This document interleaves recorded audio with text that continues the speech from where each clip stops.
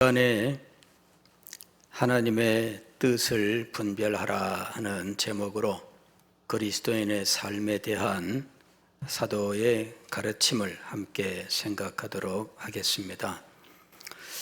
지금 사도는 에베소서 4장에서 성령이 하나 되게 하시는 교회의 삶에 대하여 교훈하면서 성도들의 삶의 세밀한 부분으로 나아가고 있는데, 대원칙을 먼저 이야기하고 그 안에 들어가서 이제 세밀한 부분들을 말씀하는 방식으로 지금 그리스도인의 삶을 교훈하고 있습니다. 우리가 어떤 것을 공부할 때 공부하는 방법이 있습니다.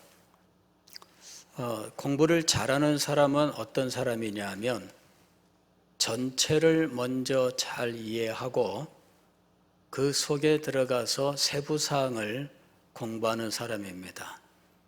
그런데 공부를 잘하지 못하는 사람은 전체를 살펴보는 일을 늘 제쳐놓고 세부사항에 들어가서 헤매다가 그냥 끝나버리고 만다 하는 겁니다. 공부를 가르치는, 학습법을 가르치는 분들의 가르침에 따르면은 어떤 그 과목을 공부할 때 혹은 어떤 책을 공부할 때도 마찬가지입니다만은 이 목차를 잘 살펴라 이렇게 이야기를 해요. 사실 이 공부를 잘 모를 때에는 목차를 잘 살펴라 하는 이 말을 잘 이해를 못합니다. 그냥 목차는 항목이 몇 페이지에 있는지 보여주는 거 아니야? 이렇게 생각하기가 쉽습니다. 그런데 목차가 아주 중요한 겁니다. 전체 내용에 대하여 그림을 그릴 수 있는 거거든요. 전체 그림을 그리고 그 다음에 그 안에 세부 내용을 그려 나가는 이런 방식으로 그림을 그려 나가는 거지요. 그래서 전체 모습을 그리는 면에서 목차는 아주 중요한 겁니다. 흔히들 그런 말이 있잖아요. 숲을 보고 나무를 본다, 이런 말이 있습니다. 숲을 보지 않고 나무만 본다, 이런 말도 있습니다. 숲을 본다는 말은 전체를 살펴보는 거예요. 그리고 나무를 본다는 것은 그 속에 들어가서 세부 사항을 하나하나 살펴본다는 겁니다.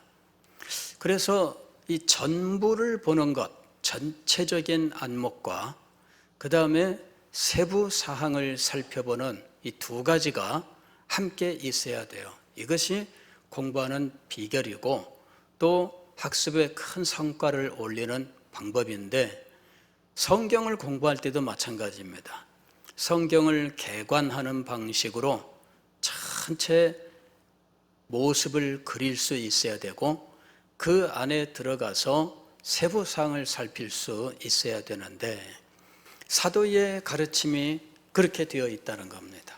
사도의 가르침은 항상 진리의 전체를 우리에게 가르치고 그것에 근거하여 그리스도인의 삶을 가르치는데, 이 그리스도인의 삶도 교리에서 바로 넘어가는 것이 아니라 중간에 그리스도인의 삶의 원리에 대해서 말씀한다 하는 겁니다.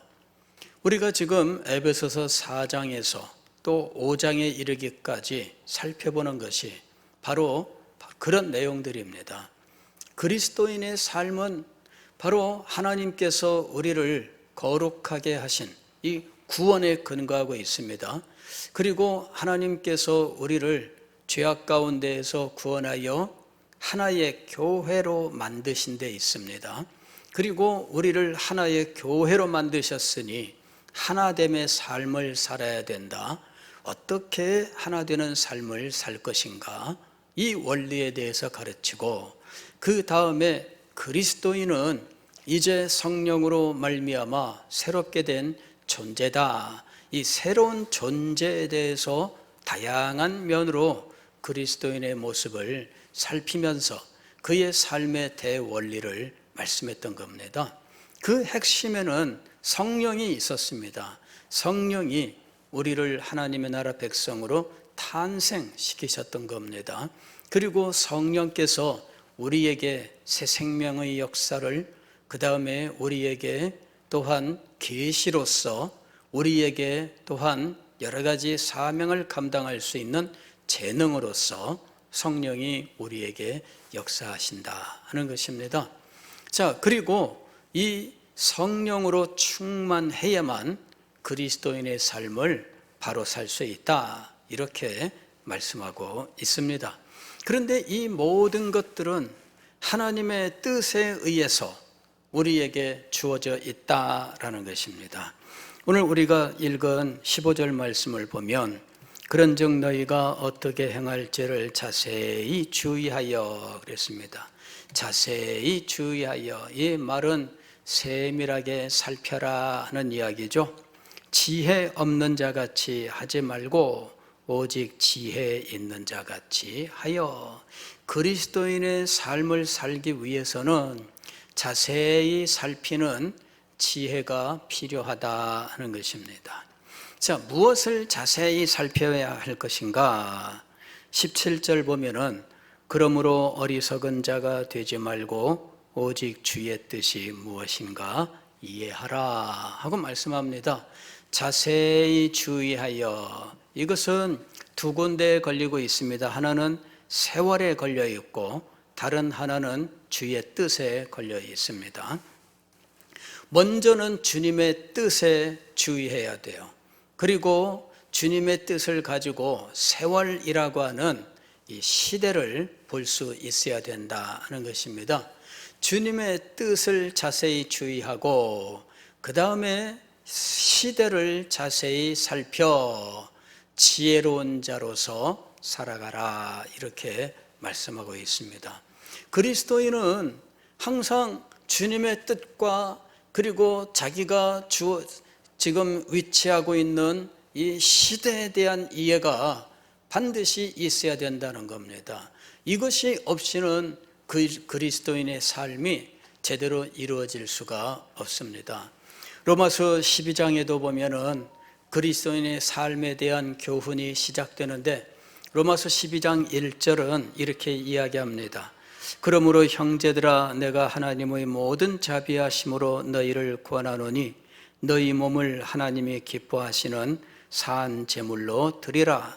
이는 너희가 드릴 영적 예배니라, 이렇게 이야기합니다. 그리스도인의 삶은 어떤 삶인가? 하나님 앞에 제물로 바쳐지는 삶이다 하는 겁니다. 제물은 깨끗하고 순결하고 거룩하게 예비되어야 합니다. 그러므로 우리가 하나님 앞에서 살아가는 삶은 이렇게 제물과 같이 순결하고 아름답게 그리고 거룩하게 예비되는 삶이어야 한다, 이렇게 가르치고 있습니다. 즉 산 제물로, 마치 우리가 죽은 제물도 그렇게 잘 준비하여 드리는 것처럼 살아있는 우리도 그와 같이 제물로 하나님 앞에 드려라 하고 말씀합니다. 그런데 그 다음에 나오는 말씀이 굉장히 논란이 많습니다. 이는 너희가 드릴 영적 예배니라. 로마서 강의를 할 때에도 이 부분에 대해서 여러분들에게 말씀을 드렸습니다. 여기 영적 예배니라 하고 이야기할 때 이 영적이란 말이 성령과 관계되어 있는 것처럼 이렇게, 혹은 신령하다라고 할 때 이제 그런 의미가 되는 것처럼 번역을 해 놓았습니다만은, 실상은 여기에 나오는 이 영적인이란 말은 전혀 그와는 상관이 없는 용어였다 하는 거죠. 헬라어로는 로기코스라고 하는 말인데, 이 말이 로고스라고 하는 말에서 왔어요. 로고스는 무엇이냐면은 이성입니다. 이성. 즉 생각의 원리예요. 인간에게 하나님께서 이성을 주셨습니다. 그래서 인간이 다른 짐승과 다른 능력을 갖게 된 겁니다. 짐승들에게는 이성이 없습니다. 그래서 과거에 신학서적을 보게 되면 인간을 가리켜서 이성적인 존재 이렇게 이야기를 한 겁니다. 이성적인 피조물 이렇게도 이야기를 한 거죠. 이성적인 이것이 인간을 가리키는 용어입니다. 그럴 때 이 이성이 다른 짐승들과 다른 점은 무엇인가 하면은 이성은 이 추론이 가능한 추론 능력을 이야기하는 겁니다. 즉 눈에 보이지 않는 어떤 관계를 추적하는 이런 추리력 이런 것들이죠. 그래서 인간은 추리력을 가지고 이 추론 능력으로서 인간의 문명을 발달시켜 온 겁니다. 추론 능력이 없으면 눈에 보이는 관계만 추적을 해요. 그러나 눈에 보이지 않는 추상적인 것들도 추론할 수 있는 이런 능력이 이성의 능력이다 하는 것이죠. 이것이 바로 로고스예요. 그리고 여기 영적인 예배라고 했을 때 이 로기코스라는 말이 바로 이성적인 이런 말입니다. 그러니까 이 성경이 어찌 보면은 좀 이해가 안 될 수가 있어요. 너희 몸을 하나님이 기뻐하시는 사한 제물로 드리라. 이는 너희가 드릴 이성적인 예배니라. 이렇게 번역이 되거든요. 이성적인 혹은 합리적인 이제 이런 의미인데 어떻게 사한 제물로 드리라. 이는 너희가 드릴 이성적인 혹은 합리적인 예배니라. 이렇게 번역할 수 있는가? 이건 말이 안 맞는다 해가지고 영적 예배니라 하고 번역을 해놓은 겁니다.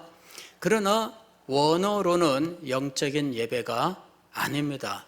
그래서 이 말을 사실은 원어를 그대로 따라서 번역을 하는 것이 맞습니다.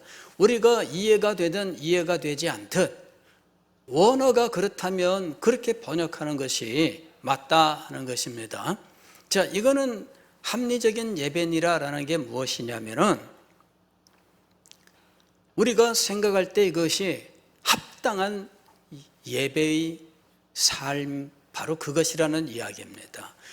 그리스도인의 삶은 하나님 앞에 드리는 거룩한 산 제물이다.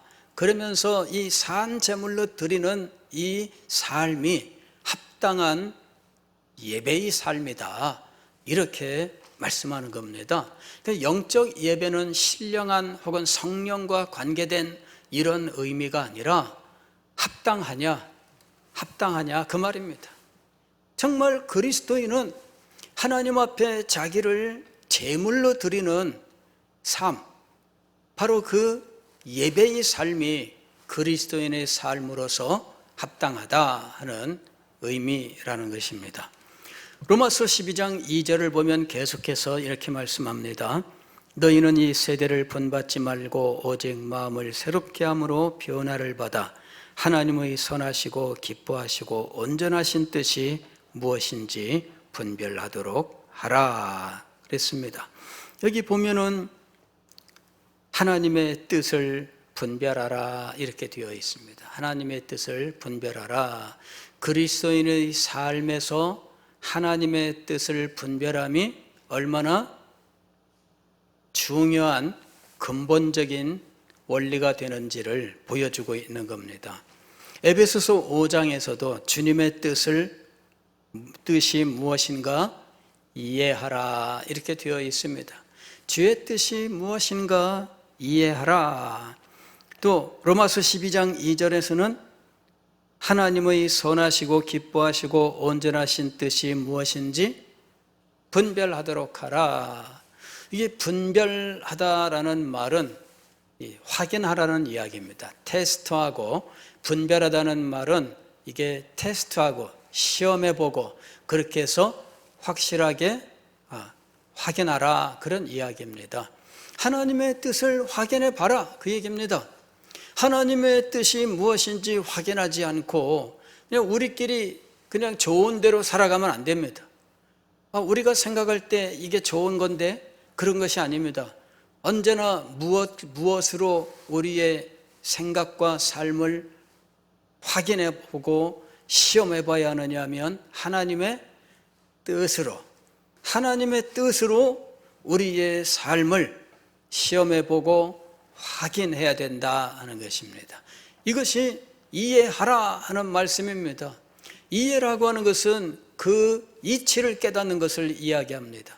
하나님의 뜻을 시험해 보고 하나님의 뜻을 확인해 보면 이치를 알게 되고 그 이치에 따라서 우리가 살아가야 된다 하는 것입니다.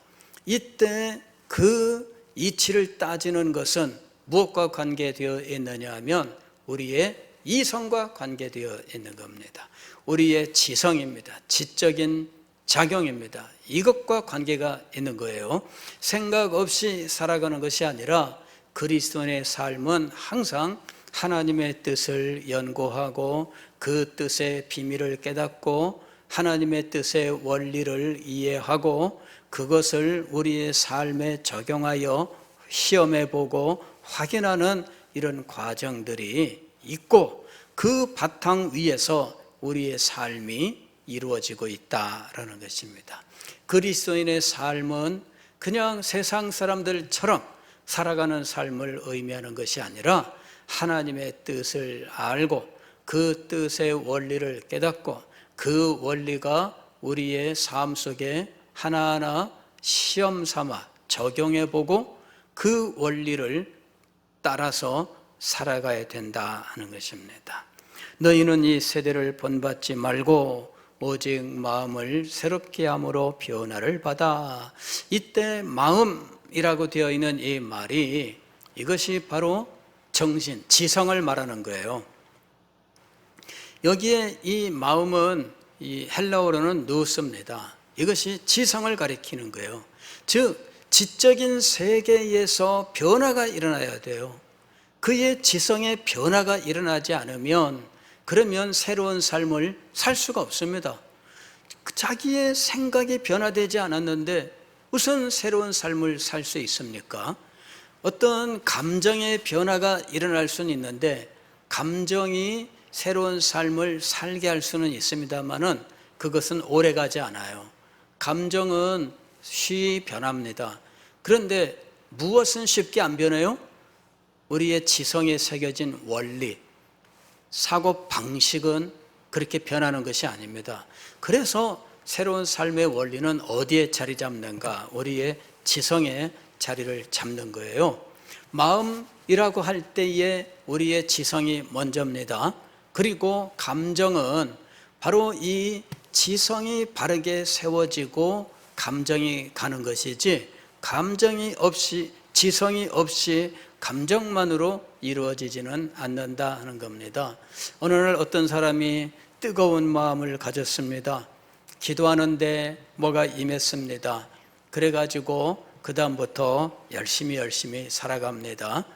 저 사람 정말 은혜 받아서 정말 성실하게 그리스도의 삶을 살아간다 이렇게 이야기합니다. 그러나 그렇게 뜨거워졌던 그것은 쉽게 사라지고 말아요. 그 다음에 뜨거워진 만큼 자기가 나름대로 생각한 것을 아주 고집하는 일들이 있습니다. 그래서 자기가 뜨겁게 어떤 사실을 확신했을 때 그때에 가르침을 주면은 잘 안 받아들이는 일들이 참 많아요. 자기가 생각한 것이 최고라고 생각하는 거죠. 그러나 하나님의 뜻의 원리를 깨달아서 삶을 세워나가면 하나님의 뜻에 따라 가르칠 때 그는 그것을 받아들이게 되는 거예요. 생각, 사고방식이 정말 기본적이다라는 것입니다. 로마서 8장 5절에도 보면은 육신을 따르는 자는 육신의 일을 영을 따르는 자는 영의 일을 생각하나니 라고 이야기합니다. 생각하나니. 어디에 원리가 잠겨 있는 겁니까? 생각의 원리가 잠겨 있는 겁니다. 생각이 변화돼야 돼요. 생각의 변화가 없이는 삶의 변화가 진정으로 이루어지지 않는다라는 것입니다. 자, 그 다음에 하나님의 뜻은 오늘 우리에게 항상 무엇과 관련되어 임하고 있느냐 하면 우리가 사는 시대와 관련하여 임하고 있다는 것입니다.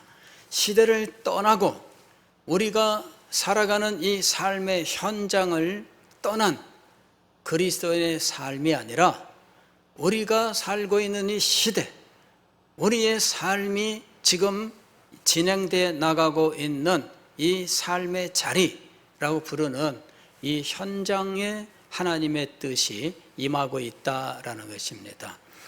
오늘 여기 16절에 보면은 세월을 아끼라 때가 악하니라 이렇게 말씀하고 있는데, 지난번에 여러분들에게 세월을 아끼라가 기회라고 하는 헬라어를 세월로 번역한 것이다 이렇게 말씀을 드렸습니다.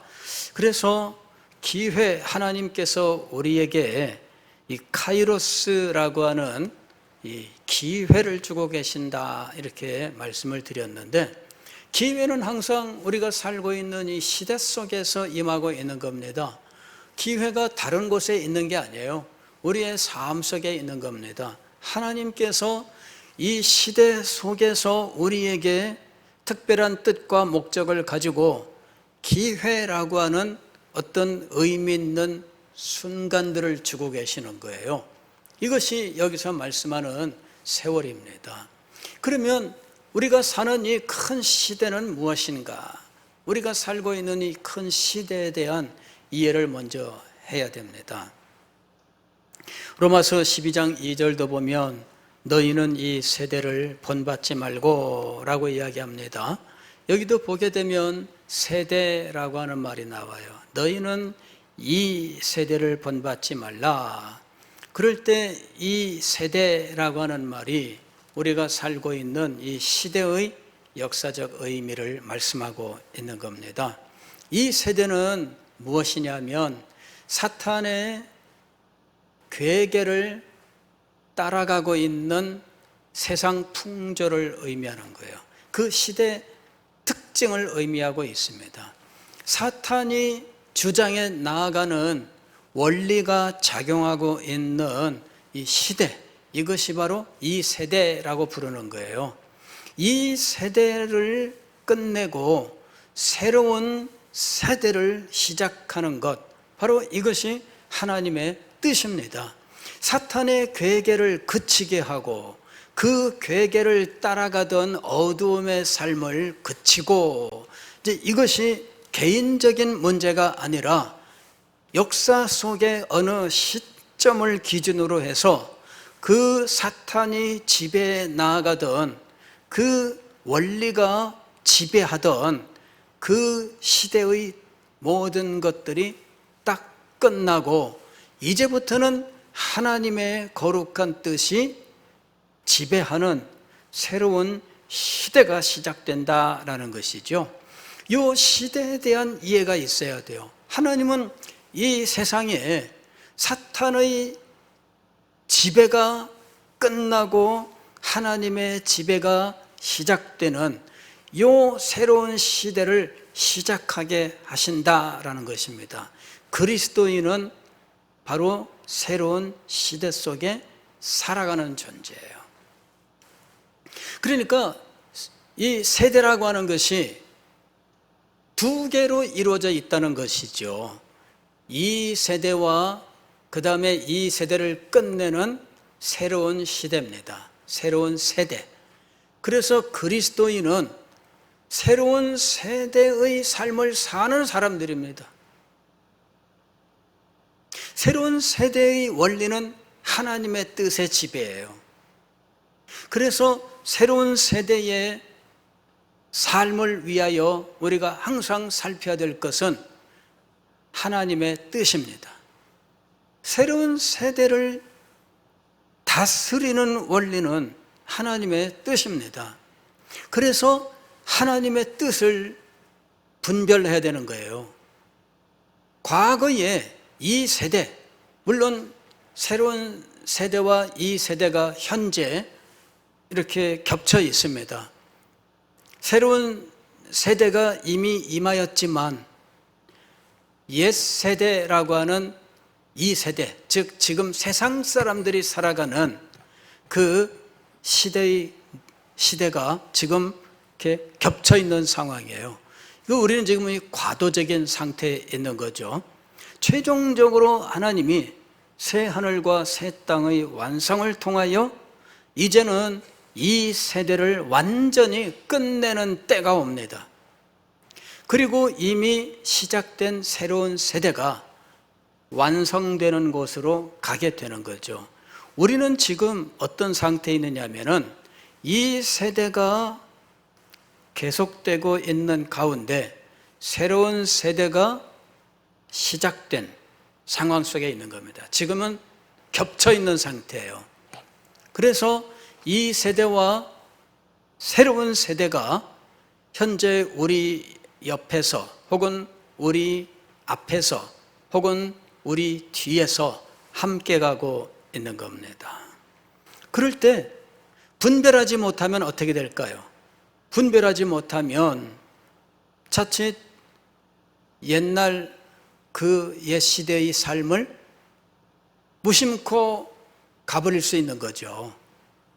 이게 무서운 겁니다.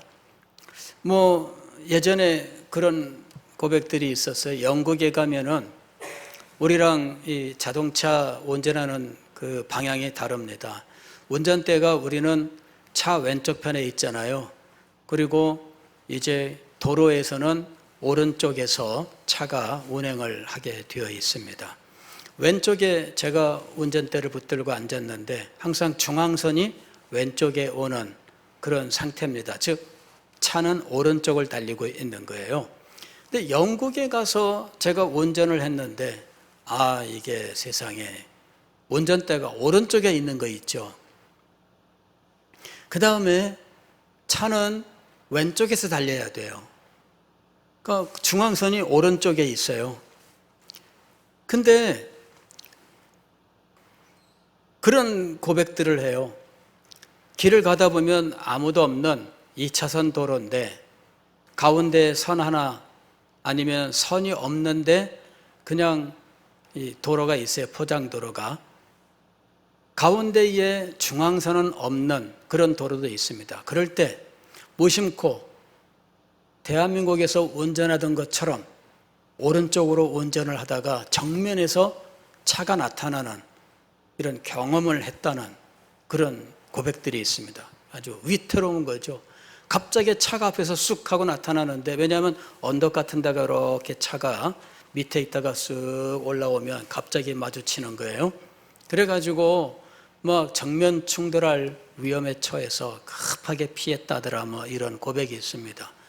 자, 지금 차는 내가 운전석이 오른쪽에 있고 차는 도로의 왼쪽을 가야 돼요.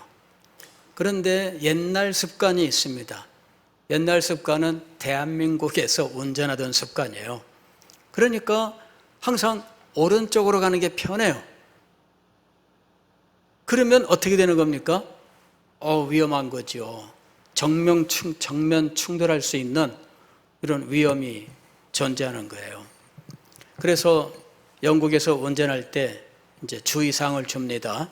대한민국에서 운전하는 거랑 정반대니까 이거 착각하면 안 된다 이러면서 여기서 운전할 때 꼭 기억해야 될 원리들 이제 이런 것들을 일러줍니다.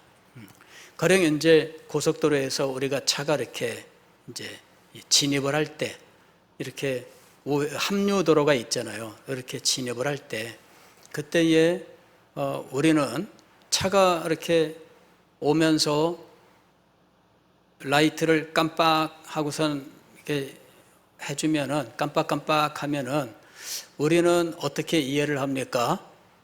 들어오지 마 이렇게 이해하는 거예요. 내가 지금 빨리 달리고 있으니까 들어오지 마 그러면 그 깜빡깜빡 해주는 겁니다. 근데 영국에서는 깜빡깜빡 그러면은 내가 양보할 테니까 들어와라 이러는 거예요. 한국 사람들이 함유도로에서 이렇게 싹 들어가다가 깜빡깜빡 하니까는 어이구 들어가면 안 되겠네 이러고 안 들어가는 거예요. 그리고 영국 사람은 들어오려는데 왜 빨리 안 들어오는 거야 이러고 있는 거죠. 이래가지고 두 사람이 막 가는데 여기는 양보한다고 신호를 보냈고 여기는 오지 말라는 걸로 습관적으로 받아들이는 거예요. 그래가지고 속도를 줄이니까 이게 양보한 사람이 하나도 양보 아닌 것이 돼서 둘이 만나는 상황이 벌어지는 거죠. 나는 빨리 들어가면 되는 건데, 그래서 제가 그 이야기를 듣고 저도 이제 함유도로에서 이제 들어갈 때 뒤에서 오는 이 메인 도로 지금 달리고 있는 차량을 보니까 깜빡깜빡 하더라고요. 머리로는 이해를 하는데 습관적으로는 오지 말라는 걸로 제가 운전을 하는 거 있죠. 신기한 거예요. 왜?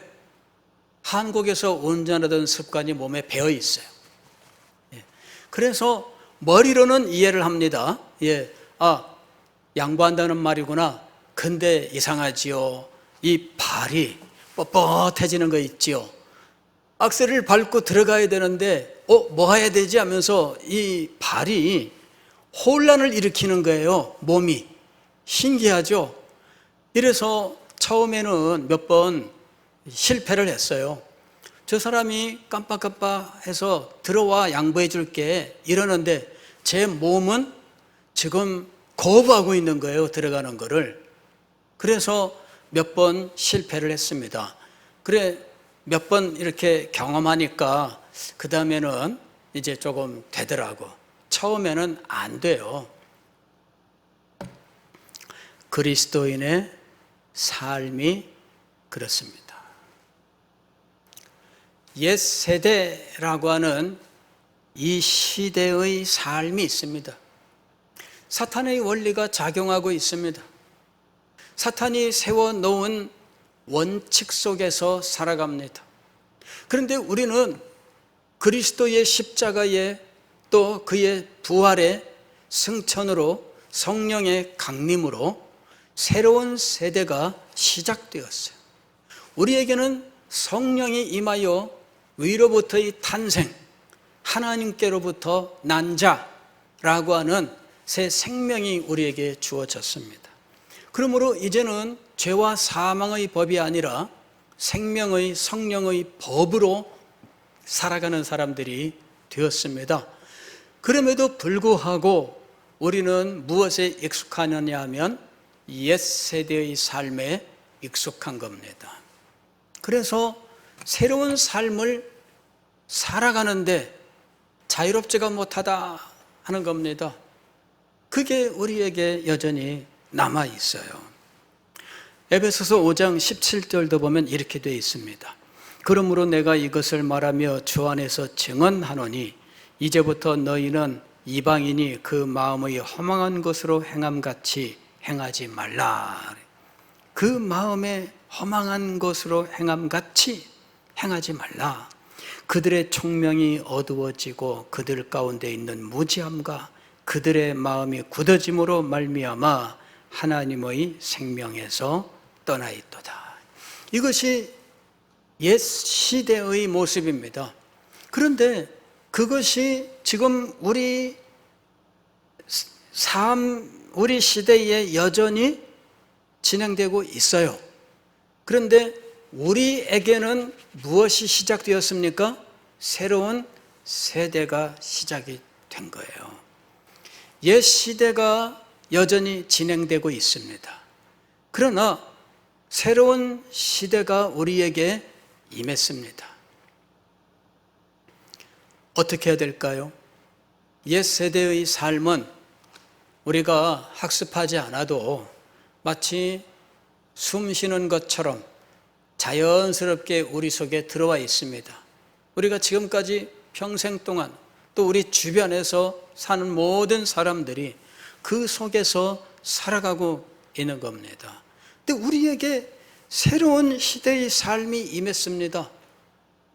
그러니 이 새로운 시대의 삶을 우리가 새롭게 학습을 해야 돼요. 이 새로운 삶을 학습하기 위해서 우리들은 항상 무엇을 공부해야 되느냐 하면 하나님의 뜻을 공부해야 된다는 겁니다.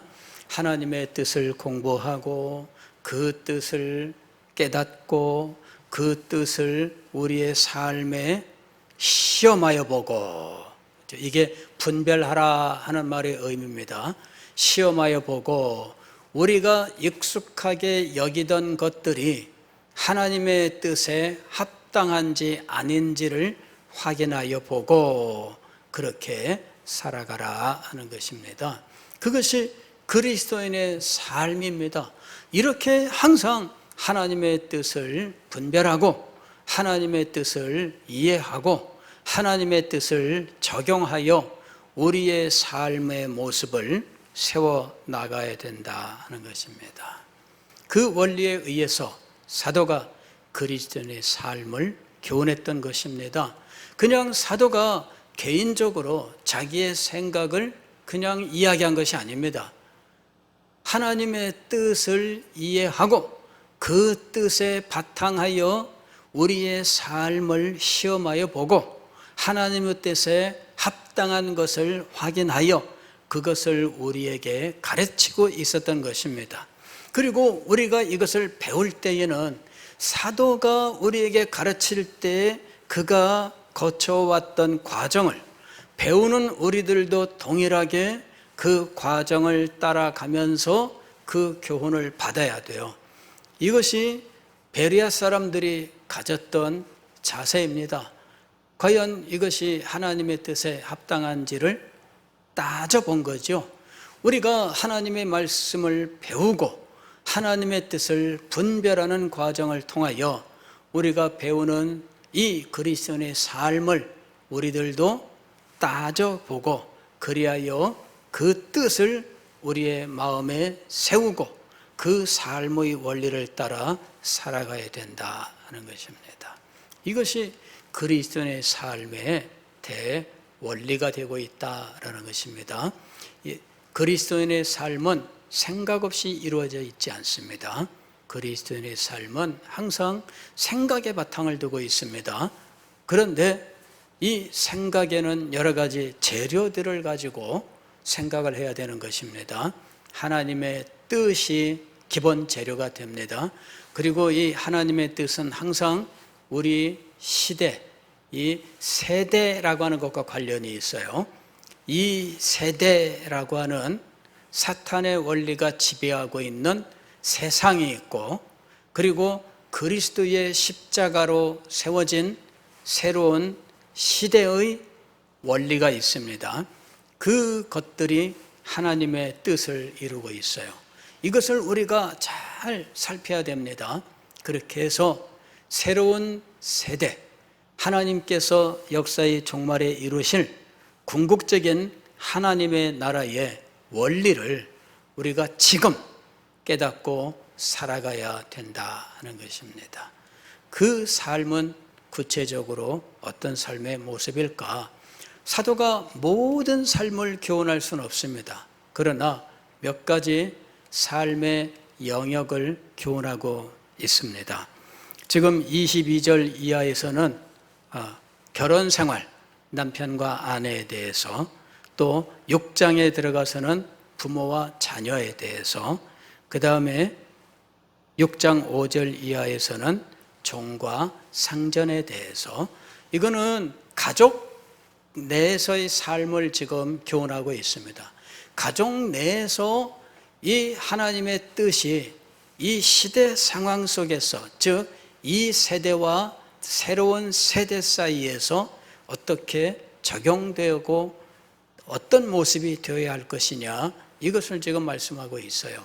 그러면서 10절 이하에서 보게 되면 이 하나님의 전신갑주를 가지고 마귀에 대적하는 새로운 세대의 삶의 모습에 대해서 말씀하고 있습니다. 이 원리를 알아야 우리가 가족 내에서의 삶을 넘어서는 이 세상의 모든 삶에 적용할 수 있게 된다 하는 것입니다. 그래서 이 원리를 우리가 잘 알아야 됩니다. 하나님의 뜻을 분별하되 하나님의 뜻은 항상 이 세대와 새로운 세대 사이에 우리에게 임하고 있다라는 것과 우리는 이 세대의 흐름 속에서 새로운 세대의 하나님 나라 백성으로 살아갈 때 하나님께서 우리에게 주시는 그 특별한 때의 원리를 이해하고 하나님의 뜻에 순복하는 삶을 살아야 된다 하는 것입니다. 그리고 이 삶을 지금 사도는 가족 내에서 소위 말하면 권속이라고 부르는 이 것에서 지금 하나의 예로서 적용하고 있어요. 권속은 보통 패밀리라고 번역하지만 우리가 생각하는 패밀리보다 훨씬 더 큰 개념이에요. 여기서 이 권속은 옛날 우리나라 가령 할아버지, 할머니, 뭐 이런 그 삼촌, 뭐 대가족을 이루는데 그뿐만 아니라 그 속에는 종들도 다 살고 있는 이런 옛날 가족을 말해요. 그게 하나의 권속입니다. 그 안에서 그리스도인의 삶을 어떻게 이 세대, 새로운 세대에 하나님의 뜻으로 적용하여 살아갈 수 있는가? 그리고 그 배후에 있는 악한 영과의 싸움이라고 하는 대원리, 이제 이것을 사도가 말씀하고 있는 겁니다. 그리스도인의 삶은 단순하지가 않습니다. 그리스도인의 삶은 그냥 뭐 이렇게 살아라 저렇게 살아라 뭐 단순한 몇 개의 계명으로 말할 수가 없습니다. 이 큰 원리를 이해하고 그 다음에 그 원리를 적용하는 이 법을 배우고 그 다음에 다른 삶의 현장에도 우리들이 적용해 나아갈 수 있도록 해야 된다 하는 것입니다. 그러기 위해서 하나님의 뜻, 이 시대, 하나님께서 새롭게 시작하시는 새로운 세대, 악한 영과의 싸움, 이런 원리들을 알아야 된다 하는 것입니다. 기도하겠습니다.